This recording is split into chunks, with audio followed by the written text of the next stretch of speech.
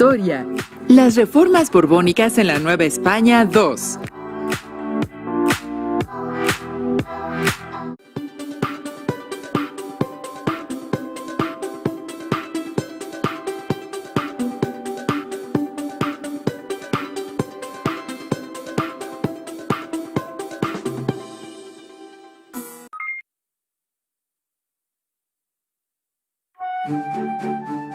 Estudiantes de secundaria de tercer grado, es un gusto saludarles. Les doy la más cordial bienvenida a su sesión de Historia de México. Soy la maestra Mercedes Mejía Ángeles y el día de hoy continuaremos con la interesante aventura por la época del virreinato. Revisaremos lo sucedido en Nueva España en el ámbito económico con la aplicación de las reformas borbónicas. Por ello, solicito su atención, además que tengan a la mano bolígrafos y cuaderno por si requieren hacer anotaciones y su libro de historia para complementar lo que vamos a aprender el día de hoy. En otro asunto, recuerden que nuestro país y el mundo en general atraviesa por una crisis sanitaria ocasionada por el COVID-19. Por ello, es importante que nos cuidemos y practiquemos todos los días las medidas sanitarias, como el constante lavado de manos con agua y jabón por 20 segundos. Si es necesario salir de casa, por favor, utilicen cubrebocas sobre nariz y boca y sobre todo, mantengan un distanciamiento social de al menos 1,5 metros. Bien, si ya están listas y listos, conozcamos el propósito de la sesión, que es explicar las consecuencias económicas de las reformas borbónicas de España en Nueva España. Como recordarán, la economía de Nueva España se sostenía por las actividades correspondientes a la ganadería, la minería, el comercio y la agricultura, y que estas actividades, sobre todo el comercio, era regulado por el Consulado Comercial de la Ciudad de México. Esta institución estaba integrada por los comerciantes más importantes de Nueva España y tenían el monopolio de los productos de importación y de exportación más suntuosos y exclusivos, así como de los bienes de consumo interno indispensables como el tabaco. Relacionado con el tema de hoy, en nuestra sección Leer para Conocer, les compartiré la lectura El tabaco en la Nueva España, de Flor Muñoz López. El estanco del tabaco. Este monopolio fue puesto en marcha por el visitador José de Gálvez, quien inició restringiendo la amplia zona de cultivo a unos cuantos sitios: Córdoba, Orizaba, Huatusco y Zongolica. Toda la cosecha sería vendida exclusivamente a la administración de la renta del tabaco al precio que ésta fijara. Tal limitación provocó una serie de reacciones violentas por parte de cultivadores y cosechadores en las zonas donde quedó prohibida la siembra, pero también de los fabricantes autorizados, porque se estableció el control de precios. Los fabricantes de puros y cigarros se vieron afectados, ya que solo podían comprar la materia prima en la renta del tabaco al precio que ella señalara, pero al menos tenían la posibilidad de elaborarlo y venderlo por su cuenta. Más tarde, el visitador Gálvez dispuso la monopolización de la fabricación y comercialización al establecer en 1769 la Real Fábrica de Puros y Cigarros de México, y se crearon las de Puebla, Querétaro, Oaxaca, Orizaba y Guadalajara. En dichos establecimientos, manejados también por la renta del tabaco, se dispuso elaborar todos los puros y cigarros del país, por lo cual, desde 1766, no se otorgaron más permisos a fábricas o talleres particulares. Los estanquillos serán los únicos lugares autorizados para su venta. La aplicación de esta nueva medida afectó la economía de todos aquellos sectores sociales que obtenían sus ingresos de esta actividad y pronto talleres y tiendas se vieron obligados a cerrar ante la imposibilidad de obtener el material necesario. También transformó la forma de trabajo, desestructuró la unidad productiva familiar y quienes pretendieran seguir laborando en el ramo tendrían que contratarse como empleados de la Real Fábrica, sometidos a un horario fijo, participando solo en una parte de la elaboración, debido a que se estableció la división del trabajo y emplazados, como miles de trabajadores en un mismo edificio. Esta última cuestión fue muy criticada por la sociedad de la Ciudad de México, ya que al interior de un mismo edificio convivían hombres y mujeres de diferentes edades. Tal cosa inquietaba, tanto por los temas de conversación como por la posibilidad de que organizaran protestas que rompieran la tranquilidad. En la fábrica de la capital permanecían concentradas cerca de 6,000 personas. La temida protesta se materializó cuando, por disposición del administrador, fue ampliada la jornada de trabajo sin modificar el salario. Los trabajadores abandonaron en masa el local y salieron en manifestación hacia el Palacio Virreinal. Entró esta muchedumbre en palacio sin respetar la guardia y ocupó los patios, escaleras y corredores, y habiendo oído el mismo virrey aquel extraordinario ruido, preguntó: ¿qué sería aquella gente? Y habiéndole dado la causa, determinó con prudencia el darles un papel, oficio, para que el administrador de la fábrica no hiciese novedad. Y con esto quiso Dios que se apaciguase aquella multitud. Hasta aquí la lectura. ¿Ustedes se habían preguntado cuál era la organización en la elaboración de este producto?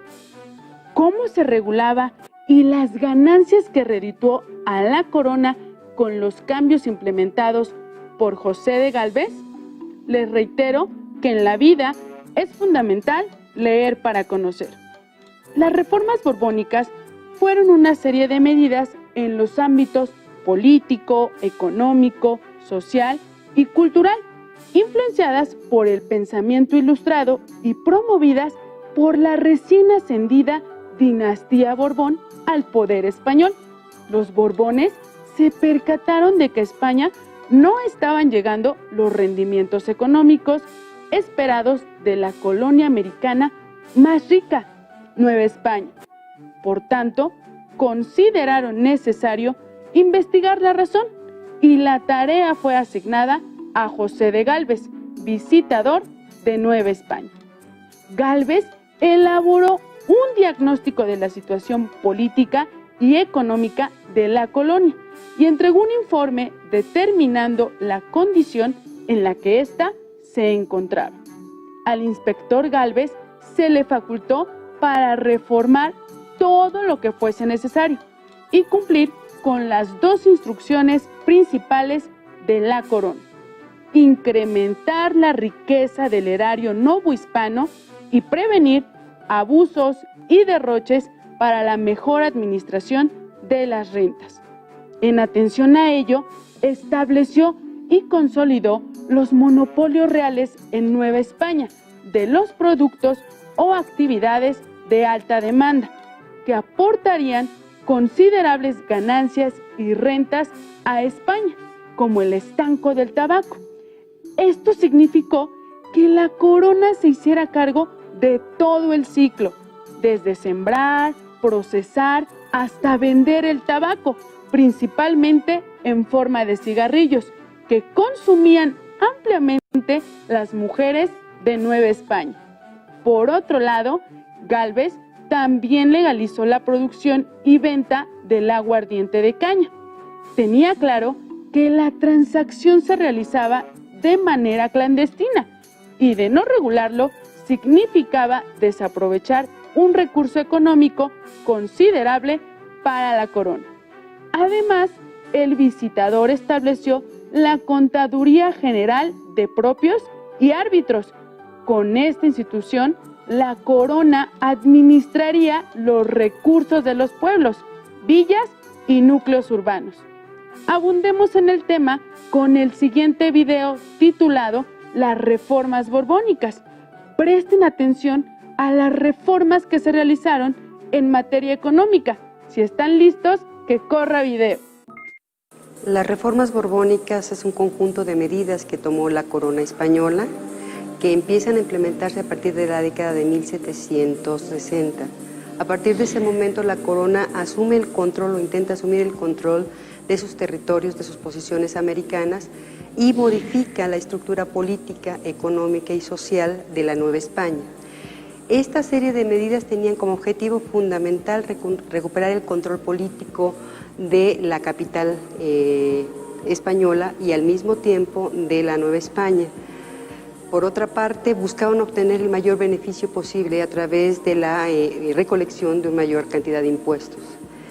Para ello se realizaron una serie de leyes que modificaron la relación con el clero. Por ejemplo, en relación con la Iglesia, la expulsión de los jesuitas en 1767 muestra el punto más importante del control que va a tener la corona española sobre la Iglesia. Otra de las medidas más importantes tiene que ver con la consolidación de vales reales, que a partir de 1804 va a significar el control de las propiedades y de los recursos de la Iglesia. Finalmente, en la parte económica, va a suponer la imposición de una gran cantidad de impuestos con la finalidad de llevar más plata a España y así equilibrar la balanza de pagos, porque la corona española tenía que hacer frente a una serie de compromisos, entre ellos un conjunto de guerras con Francia y con Inglaterra. En la parte económica significó establecer funcionarios que iban a ser los encargados de la recolección de los tributos, y esto permitía a su vez el establecimiento de un sistema moderno de recaudación de impuestos a la vez que se crearon nuevos impuestos. Por ejemplo, el del naipe, la sal, que eran insumos, por ejemplo la sal y la pólvora, fundamentales para la explotación de la plata. La recaudación por vía concepto de alcabalas, que es un impuesto a la circulación de mercancías, permitió que la corona a finales del siglo XVIII obtuviera una cantidad impresionante de recursos que se extrajeron de la Nueva España gracias a un sistema eficiente en términos de la política tributaria y también de la política de gobierno. La implementación de las reformas borbónicas provocó el descontento de varios sectores de la sociedad novohispana, entre ellos el de los comerciantes. Las leyes sobre libertad de comercio terminaron con el monopolio de 200 años del Consulado de Comerciantes de la Ciudad de México y sus socios de Sevilla y Cádiz. Otro golpe a este organismo fue la supresión del sistema de flotas, barcos que viajaban en grupo hacia la metrópoli. Con las reformas borbónicas, embarcaciones en solitario podían realizar el trayecto desde cualquier puerto. Como consecuencia, surgieron consulados regionales como el de Veracruz, que comenzaron a rivalizar con el consulado de la Ciudad de México. Como pudieron ver y escuchar en el video, las reformas dictadas por los monarcas borbones pretendían, en el terreno económico, recaudar más impuestos y con ello contribuir a nivelar la balanza de pagos que España debía realizar a consecuencia de la guerra. Por tanto, resultaba imprescindible reorganizar la economía de la colonia, favorecer la liberación del comercio y otorgar incentivos a la minería, medidas que se pusieron en práctica. Las reformas del libre comercio tenían como objeto romper el monopolio de los consulados, que la corona administrara el comercio y recaudara más impuestos que lo obtenido de la renta pagada por los comerciantes. Fue necesario tomar ciertas medidas para mejorar las prácticas de navegación y comercio ultramarino. En la siguiente diapositiva se destaca uno de los principales cambios aplicados en la navegación: sustitución de la flota anual por navíos sueltos que podían viajar sin someterse a un calendario. Con esta medida, los comerciantes, tras solicitar la autorización correspondiente, podían hacerse a la mar por iniciativa propia, reemplazando a las tradicionales flotas. Gracias a ello, se suprimieron innumerables trámites burocráticos y se agilizó el envío de barcos mercantes que aumentaron el volumen de los intercambios comerciales entre América y la metrópoli. Además, se habilitaron más puertos para el comercio ultramarino. En el siguiente mapa pueden identificar las rutas comerciales marítimas y los principales puertos de Nueva España, Veracruz y Acapulco. Antes de las reformas borbónicas, en este otro mapa pueden apreciar los puertos que se habilitaron con la aplicación de las reformas borbónicas, tanto en la costa del Océano Pacífico como el puerto de San Blas, en Nayarit, para fomentar el libre comercio. Con la creación de este y otros 12 puertos más en Nueva España, se puso fin a la política de puerto único en el territorio novohispano. Lo mismo sucedió en España respecto del puerto de Sevilla, cuando se autorizó el despacho de navíos hacia América desde 9 puertos españoles. La política de único puerto concluyó. Así, el galeón de Manila, el puerto de Acapulco y los mercaderes de la Ciudad de México ya no serían los elementos exclusivos para el comercio transpacífico. Por su parte, el puerto de Veracruz en el Golfo de México adquirió gran importancia comercial con el arribo frecuente de buques, y la ciudad dejó de ser estacional, es decir, su actividad ya no dependería exclusivamente del desembarco anual de la flota. Pero los cambios en el comercio fueron más profundos y evidentes cuando se suprimieron a los alcaldes mayores, debido a que eran un eslabón muy importante en el control y corrupción comercial al interior de Nueva España. Las transformaciones se dieron también en las funciones y organización del Consulado de Comerciantes de la Ciudad de México.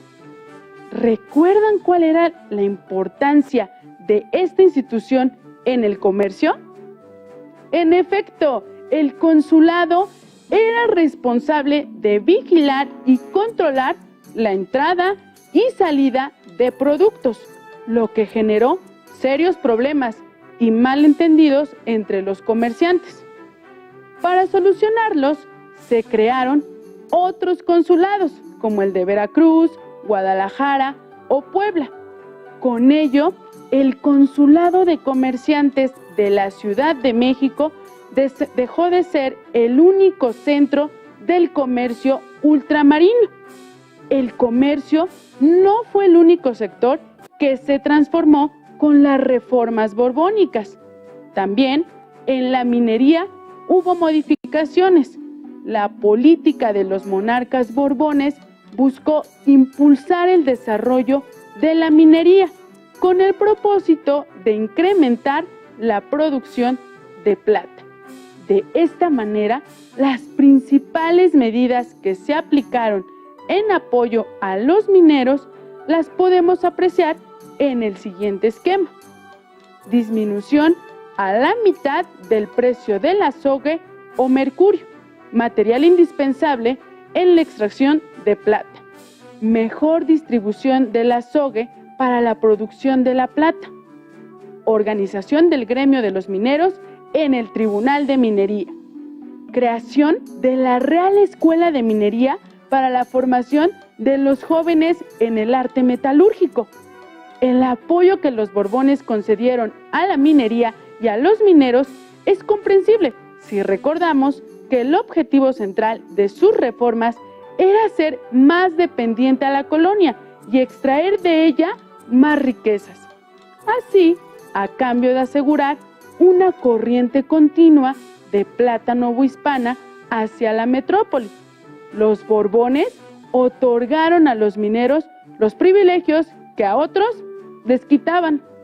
Por lo anterior, la aplicación de estas reformas provocó malestar en los sectores sociales que se sintieron afectados, pero el rey Carlos III, impulsor de las modificaciones, no dio marcha atrás, pues pretendía la modernización de la sociedad para incrementar la recaudación económica. Otras consecuencias de la aplicación de las reformas son las siguientes: disminución del poder económico de la Iglesia. Por tanto, se suspendió la fundación de nuevos conventos en América. Poco más tarde, en 1734, se mandó que las órdenes religiosas no admitieran más novicios por un periodo de 10 años. Además, se les prohibió su intervención en la redacción de testamentos. El control de los juegos de azar, las ferias y las peleas de gallo fue otro tema de interés para la corona borbónica. En este sentido, Teresa Lozano Armendáriz, en Los Juegos de Azar, una pasión novohispana, refiere que a partir de mediados del siglo XVIII aparece un gran número de reales cédulas, autos acordados, decretos pastorales, edictos de la Inquisición que tratan de remediar este grave problema.